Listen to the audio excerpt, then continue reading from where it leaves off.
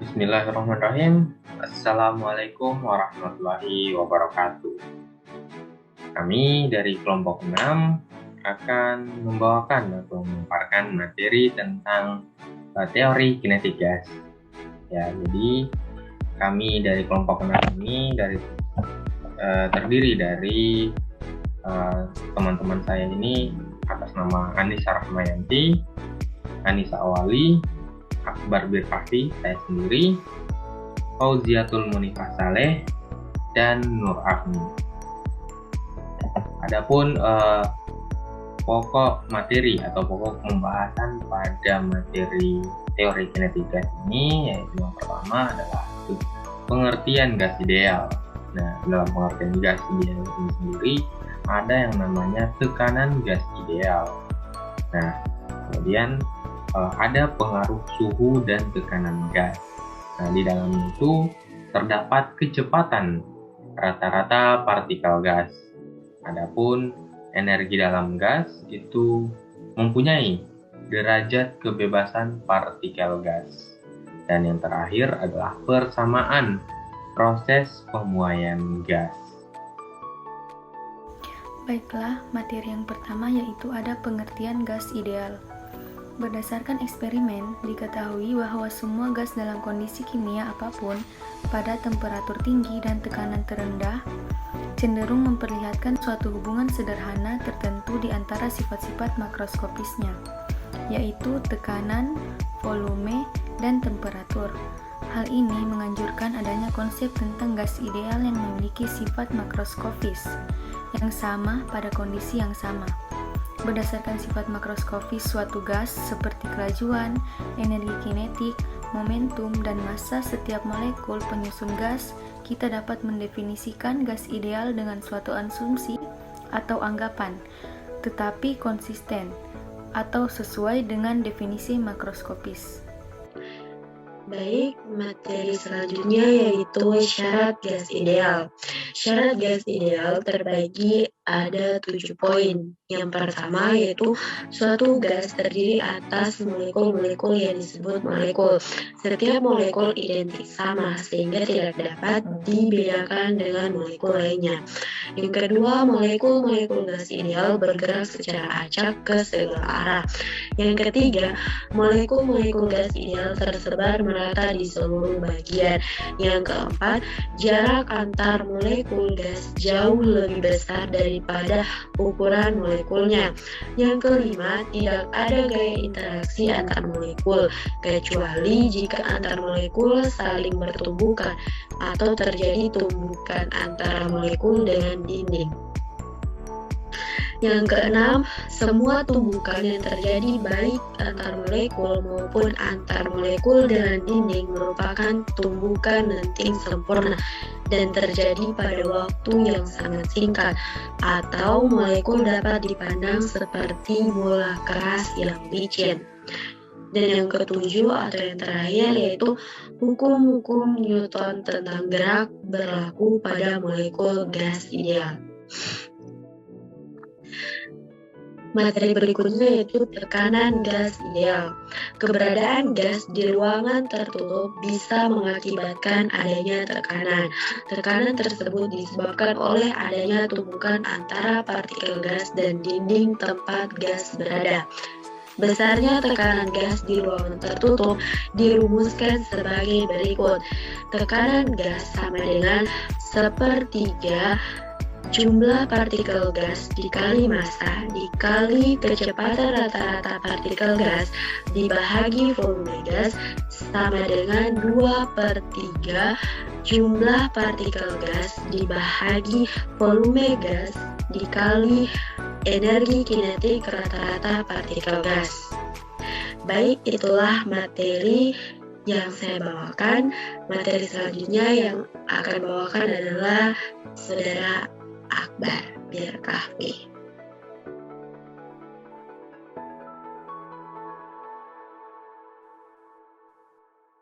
Nah, pada bagian pengaruh suhu dan tekanan gas ini ada yang namanya hukum gas gabungan atau persamaan gas umum. Nah, persamaan gas umum ini didapat dengan menggabungkan hukum Boyle, hukum Charles, dan hukum Gay-Lussac. Nah, persamaan ini menunjukkan hubungan antara tekanan, volume, dan suhu bagi gas dengan massa atau kuantitasnya itu tetap. Nah, di dalam hukum ini memiliki konsekuensi yang begitu penting. Yang pertama adalah jika suhu dan tekanan dijaga konstan, maka volume gas berbanding lurus dengan jumlah molekul gasnya. Nah, yang kedua adalah jika suhu dan volume tetap konstan, maka tekanan perubahan gas berbanding lurus dengan jumlah molekul gas yang ada. Dan yang ketiga adalah jika jumlah molekul gas dan suhu tetap konstan, maka tekanan berbanding terbalik dengan volume.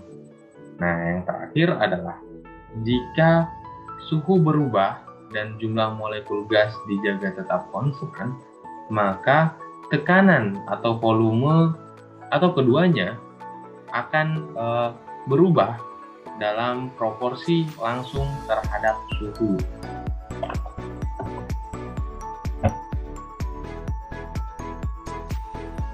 Nah, yang berikutnya adalah kecepatan rata-rata pada partikel gas.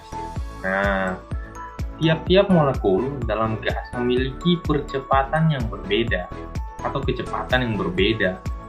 Nah, tumbukan antara molekul-molekul ini dapat mengubah sebuah kecepatan dari molekul tiap partikel. Nah, salah satu cara untuk menentukan kecepatan rata-rata tiap molekul gas pada temperatur tertentu adalah dengan cara secara matematisnya, yaitu merata-ratakan kecepatan partikel. Nah, sebagai contohnya itu, jika dalam suatu wadah memiliki 5 molekul gas dengan kecepatan relatif, yang pertama adalah 3 meter per second, yang kedua adalah 5 meter per second, yang ketiga adalah 4 meter per second, yang keempat adalah 7 meter per second, dan yang kelima adalah 6 meter per second. Nah, maka kecepatan rata-rata molekular partikel gas yaitu dari semua tadi, yaitu yang 3 ditambah 5 ditambah 4 ditambah 7 dan ditambah 6 dibagi 5. Nah, jadi dari total semua ditotalkan dulu, 3 tambah 5 tambah 4 tambah 7 dan tambah 6 itu 15, kemudian dibagi 5. Nah, hasilnya mendapat jadi 3 meter per second. Nah, nilai kecepatan RMS atau root mean square merupakan rata-rata kuadrat kecepatan molekul. Nah, sehingga kecepatan root mean square-nya ini dari gas tersebut adalah akar dari 3 akar akar kecepatan pertama. Jadi akar kecepatan pertama kuadrat ditambah kecepatan kedua kuadrat dan seterusnya. Dan yang pertama adalah 3. Nah, 3 ini dikuadratkan ditambah 5 kuadrat ditambah 4 kuadrat ditambah 7 kuadrat dan ditambah 6 kuadrat dibagi 5. Nah, dari semua dikuadratkan tadi ditambahkan hingga hasilnya itu sebesar 135 dibagi 5. Jangan lupa akarnya, jadi hasilnya itu akar 135 dibagi 5. Kemudian didapatkan hasilnya sebesar 5,2. Nah, namun dalam sebuah realita jumlah partikel gas adalah ratusan bahkan ribuan, sehingga dibutuhkan metode perhitungan kecepatan root mean square yang lebih mudah digunakan, yaitu didefinisikan oleh teori kinetik gas. Nah, di mana PRMS atau kecepatan root mean square sama dengan akar 3 kali R kali T per M dengan kecepatan Rautmann-Sphere merupakan kecepatan RMS atau M, dan kemudian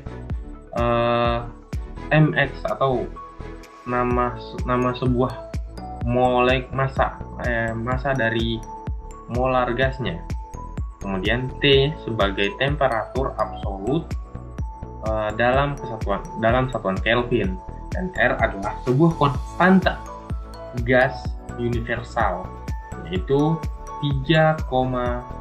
8,314472 Joule per kilomol. Energi dalam gas. Energi dalam pada gas ideal atau sering diberikan notasi U merupakan jumlah energi kinetik total dari seluruh molekul gas dalam suatu ruangan.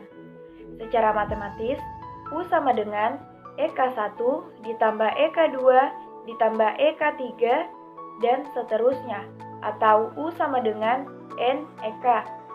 Jika EK sama dengan FNRT per 2 atau EK sama dengan FNKT per 2, maka U sama dengan FNRT per 2 atau U sama dengan FNKT per 2, yang dimana U adalah energi dalam gas dengan satuan Joule, N adalah banyaknya molekul, F adalah derajat kebebasan, K adalah tetapan Boltzmann, T adalah suhu mutlak dengan satuan Kelvin, dan R adalah tetapan umum gas.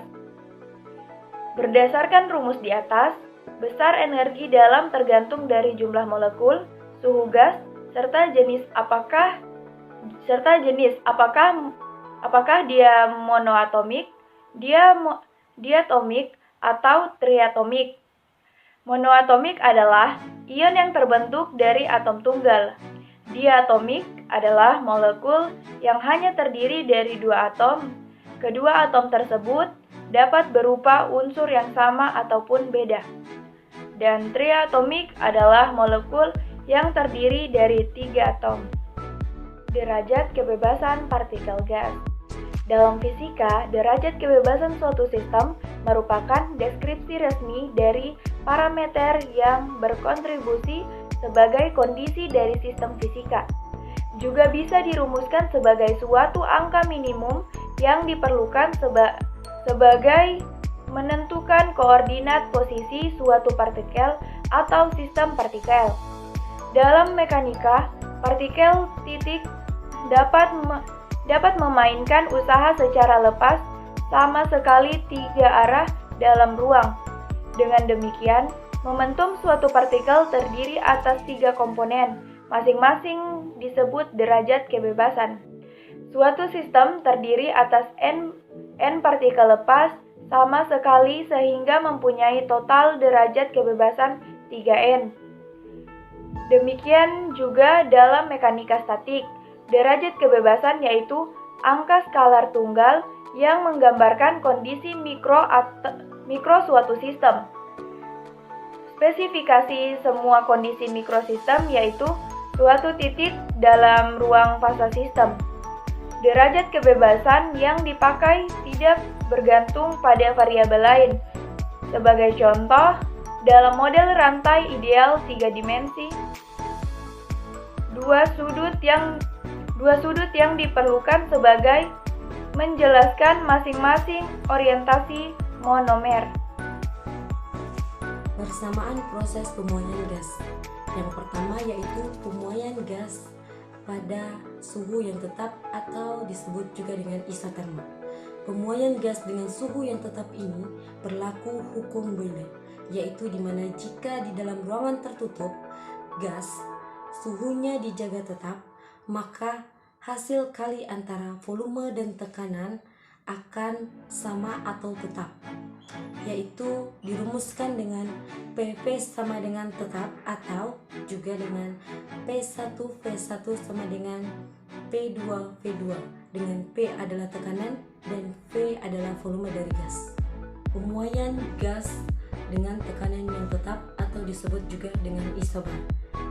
Pada pemuaian gas dengan tekanan yang tetap ini berlaku hukum Gay-Lussac, di mana jika suhu di dalam ruangan tertutup dijaga tetap, maka volume dari gas tersebut akan sebanding dengan suhu mutlak gas, atau juga dapat dituliskan dengan P1 per T1 sama dengan P2 per T2, di mana P adalah volume gas dan T adalah suhu dari gas. Dan yang terakhir atau yang ketiga yaitu pemuaian gas pada volume yang tetap, di mana pemuaian gas pada volume yang tetap ini berlaku hukum Boyle-Gay-Lussac, yaitu di mana jika volume dari gas di dalam ruang tertutup dijaga tetap, maka tekanan dari gas akan sebanding dengan suhu mutlaknya. Hukum Boyle-Gay-Lussac ini dapat dituliskan dengan rumus P1 per T1 sama dengan P2 per T2. Dengan menggabungkan kedua hukum ini, yaitu hukum Boyle dan hukum Gay-Lussac, didapatkan persamaan P1 dikali P1 per T1 sama dengan P2 dikali V2 per T2, di mana P adalah tekanan, P adalah volume, dan T adalah suhu dari gas. Baik, mungkin itu saja yang dapat kami sampaikan tentang materi teori kinetik gas. Nah, jadi kami mohon maaf sebelumnya jika ada kesalahan dalam penyampaian. Lebih dan kurangnya saya mohon maaf. Wabillahi taufiq wal hidayah. Wassalamualaikum warahmatullahi wabarakatuh.